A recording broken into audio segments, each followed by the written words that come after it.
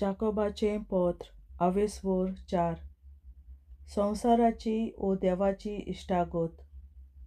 झुजां आनी झोगडीं तुमचे मोदें खूंय तावन उपजोतात तुमचेच भितर झूज करतात त्या वोंडावण्या तावन तीं उपजोतात अशें न्हय तुमकां कितें जाय तें तुमकां मेळ्ळो ना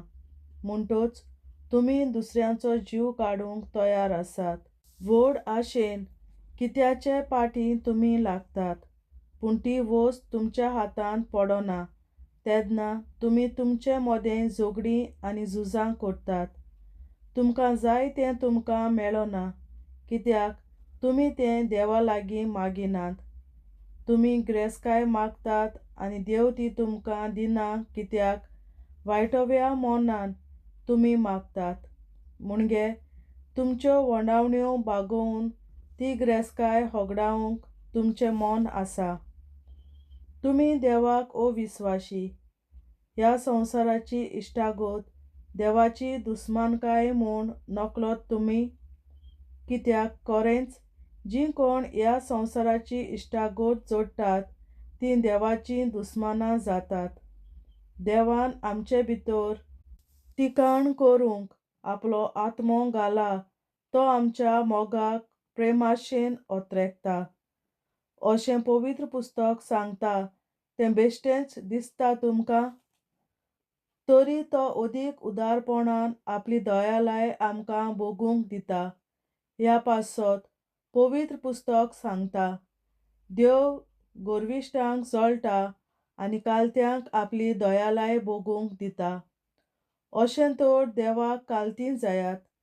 देंवचाराचेर झूज करात आनी तो तुमचे तावन पळून वेतलो जितलीं तुमी देवाक लागीं सरतात तितलो देव तुमकां लागीं सरतलो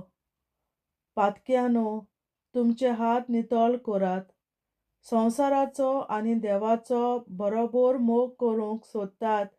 तीं तुमी तुमचीं काळजां शुद्ध करात तुमचें दोलदीरपण पळेवून कोंती बरीच जायात आनी रडात हांसचे सुवातेर रुदन करात आनी कुशाल आसचे सुवातेर दूख करात सर्वेस्परा मुखार खालतीं जायात आनी तो तुमकां वयर काडटलो म्हज्या भावां भयणीनो एकामेकाचें वायट उलोवं नाकात जीं कोण आपल्या भावाचें वो भयणीचें वायट उलयतात वो तांची नीत करतात तीं सुमूर्तीचेर आड उलयतात आनी तिची नीत करतात आनी सुमूर्तीची तूं नीत करताय जाल्यार तूं ती पाळिनाय पूण तिचो मनसुबेदार जाताय देव एकलोच सुमूर्त दातार आनी तो एकलोच मनसुबेदार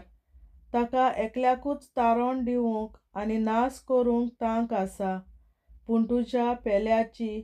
नीत करूंक तूं कोण बोडाय दाखयतल्यांक शिटकावणी आयज वो फाल्यां अमक्या नोगरांत आमी वेतल्याव तूं एक वरोसभर रावतल्याव धंदो करतल्याव आनी खूब गिरेस्तकाय जमयतल्याव अशें म्हणटात तीं तुमी म्हजें आयकात फाल्यां कितें जातलें तें तुमी कांयच नकलोत तुमचें जिवीत म्हणल्यार कितें तें दोवा सारकें थोडो वेळ तो दिश्टी पडटा आनी उपरांत नाच जाता तुमच्यान म्हणूं येता तें इतलेंच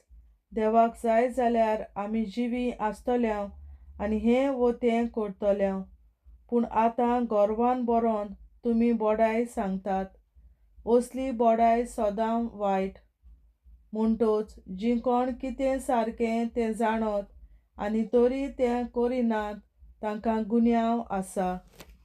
देवाचें उतोरें देवाचे व्हड उपकार